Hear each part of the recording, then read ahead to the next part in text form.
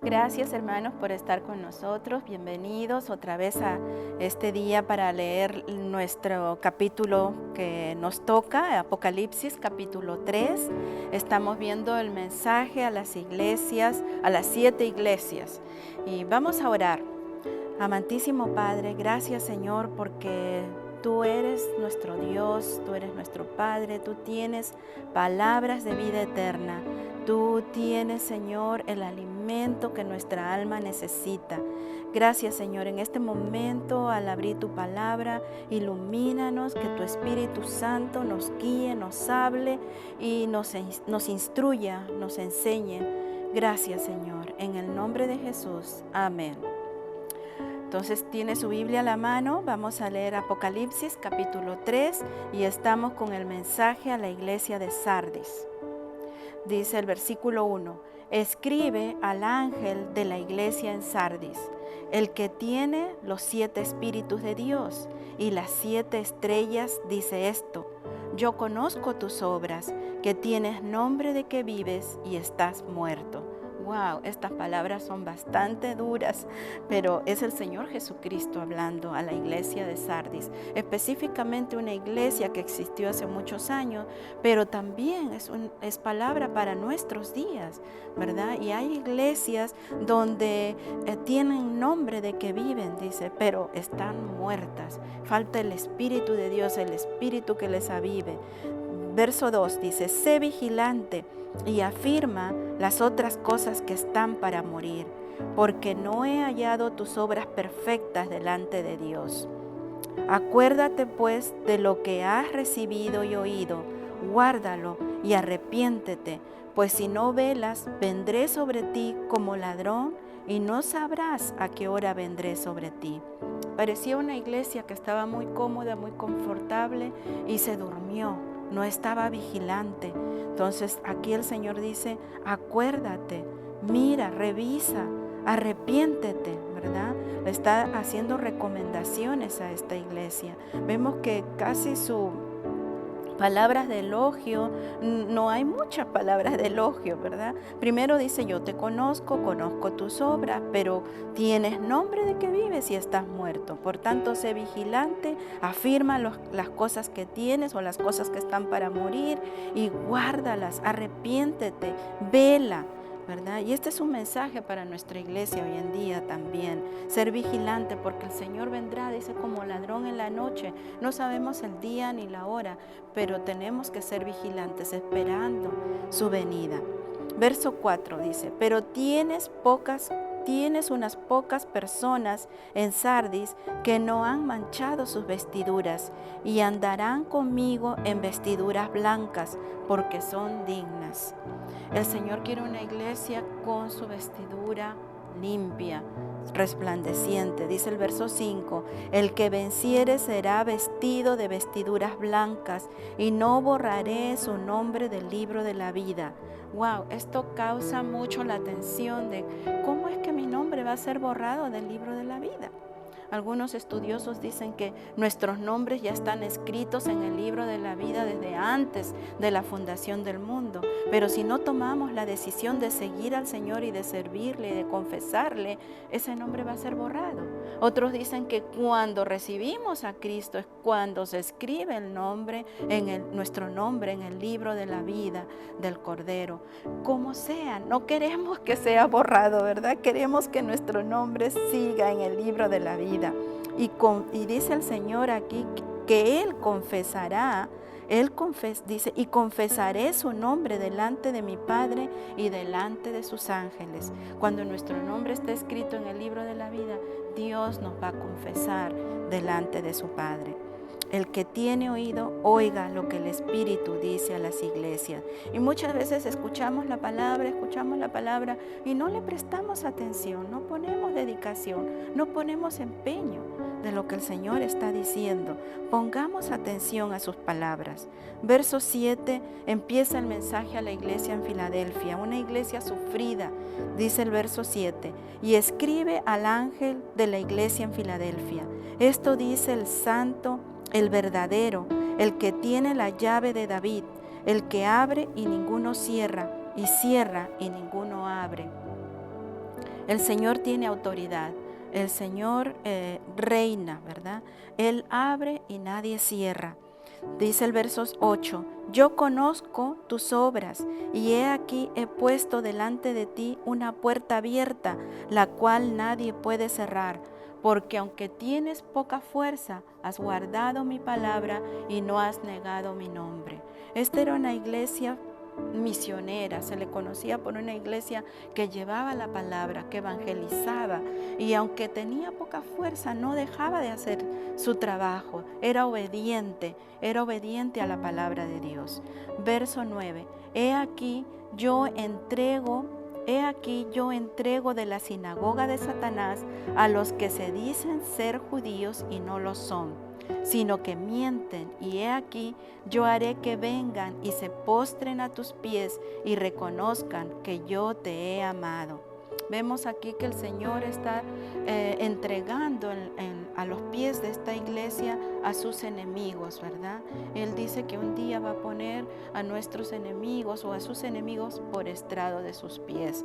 Es una promesa que el Señor da. Verso 10, por cuanto has guardado la palabra de mi paciencia, yo también te he guardado de la hora de la prueba que ha de venir sobre el mundo entero, para probar a los que moran sobre la tierra. El Señor nos va a guardar de la hora de la prueba. Dice que va a venir sobre el mundo entero. Verso 11, he aquí, yo vengo pronto, retén lo que tienes para que ninguno tome tu corona. Otra vez hace énfasis nuestra responsabilidad de retener lo que el Señor nos ha dado, de lo que Dios nos ha revelado. Verso 12, al que venciere, yo le haré columna en el templo de mi Dios, y nunca más saldrá de allí. Y escribiré sobre él el nombre de mi Dios y el nombre de la ciudad de mi Dios, la nueva Jerusalén, la cual desciende del cielo de mi Dios, y mi nombre nuevo. Wow, qué promesa que Dios nos da, ¿verdad?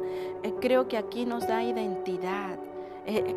Identificarnos con la familia de Dios, con el nombre de Dios, ¿verdad? Como en nuestros días, nuestro nombre, nuestro apellido nos identifica con la familia, pero aquí dice, yo le voy a dar mi nombre, ¿verdad? Le pondré mi nombre y el nombre de la ciudad y un nombre nuevo. Qué glorioso será ese día cuando podamos nosotros participar de nuestro Dios. Dice el verso 13 otra vez, el que tiene oído, oiga lo que el Espíritu dice a las iglesias. Vez tras vez nos hace énfasis. No tomemos a la ligera la palabra de Dios, pongamos atención. Vamos a entrar ahora al mensaje de la iglesia a la Odisea. Verso 14. Y escribe al ángel de la iglesia en la Odisea, he aquí el amén, el testigo fiel y verdadero, el principio de la creación de Dios, dice esto. Aquí el Señor Jesucristo se está presentando como el amén, el sí, ¿verdad? El amén significa así sea. Aquí lo toma como un nombre propio. He aquí el amén, el Señor Jesucristo. En Él tenemos todas nuestras promesas. En Él son sí y amén. Él es el testigo fiel. Él es el verdadero, el principio de la creación de Dios. Esto quiere decir que Él era el creador. Él estuvo con su Padre Dios creando todas las cosas desde el principio. Dice el verso 15, yo conozco tus obras, que ni eres frío ni caliente. Ojalá fueses frío o caliente, pero por cuanto eres tibio y no frío ni caliente, te vomitaré de mi boca. Qué palabras tan duras, ¿verdad? Ojalá que Dios no nos encuentre tibios, a medias, nos encuentre calientes, fervorosos, ¿verdad? No nos encuentre fríos, apáticos, nos encuentre avivados. Una iglesia que está avivada, una iglesia que está fuerte en el Señor. Y qué pena que Dios no tiene ninguna palabra de elogio a la iglesia de la Odisea. La reprende, le dice, eres tibia, ojalá fueras caliente, ¿verdad? No eres ni frío ni caliente, eres tibio. Verso 16 dice, te vomitaré de mi boca. Y ojalá que esto no sea algo que el Señor diga de nosotros, de nuestras vidas. Verso 17, porque tú dices, yo soy rico y me he enriquecido y de ninguna cosa tengo necesidad. Y no sabes que tú eres un desventurado, miserable, pobre, ciego y desnudo. Wow, esta iglesia era muy rica, tenía muchas posesiones, pero le faltaba, dice, en lo principal, le faltaba las riquezas espirituales. Y vemos aquí que pensaban que no necesitaban a Dios. Y qué triste, ojalá que la iglesia en nuestros días no se identifique con esta iglesia, que piensa que no necesita el Espíritu Santo, no necesita la palabra, no necesita los dones, no necesita de Dios. Por el contrario, que nos encontremos en un estado de que sí, Señor, te necesitamos de ti, no podemos vivir sin ti, por ti existimos, por ti nos movemos, por ti respiramos, por ti somos, ¿verdad? Y esta pobre iglesia en la Odisea se creía que tenía todo, pero sin embargo le dice el Señor, estás ciego, estás desnudo, estás pobre, estás miserable. Era una iglesia que quizás no tenía visión, no le faltaba la visión misionera de ir y alcanzar a los perdidos. Estaba ciega, no tenía visión para hacer la obra.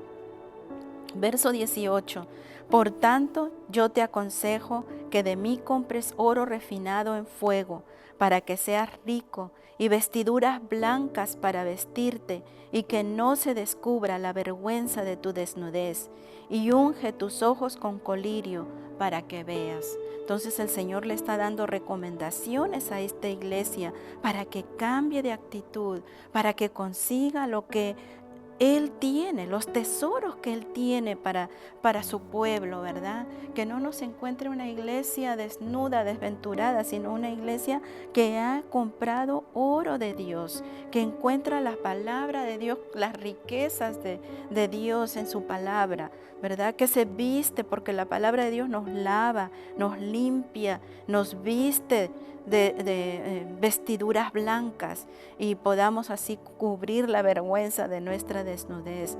Que la palabra de Dios sea ese colirio que unja nuestros ojos para poder tener visión y alcanzar al perdido. Dice, yo reprendo y castigo a todos los que amo. Sé pues celoso y arrepiéntete. El Señor amaba a esta iglesia y Dios nos ama también ahora. En nuestros días les ama a cada uno de ustedes y dice, yo reprendo y castigo a todos los que amo. Y el Señor nos corrige, ¿verdad? Porque es un Dios celoso y busca que nos arrepintamos. ¿En qué estamos fallando en nuestra vida? Arrepintámonos para que podamos andar correctamente alineados a la palabra de Dios. Verso 20. He aquí yo estoy a la puerta y llamo. Si alguno oye mi voz y abre la puerta, entraré a él y cenaré con él y él conmigo. El Señor siempre nos da la opción de que podamos abrirle, ¿verdad? Él está a la puerta, llamando a la puerta de nuestro corazón. Él quiere tener comunión con nosotros. Él quiere tener intimidad con nosotros. Él quiere que participemos con Él. Entonces, Él está a la puerta cada día llamando. Dice, ¿estás oyendo su voz? Abre la puerta. Acepta su palabra. Entrégate a Él, ¿verdad? Dice, entraré a Él y cenaré con Él y Él conmigo. Este es tener comunión con el Señor, participar con Él.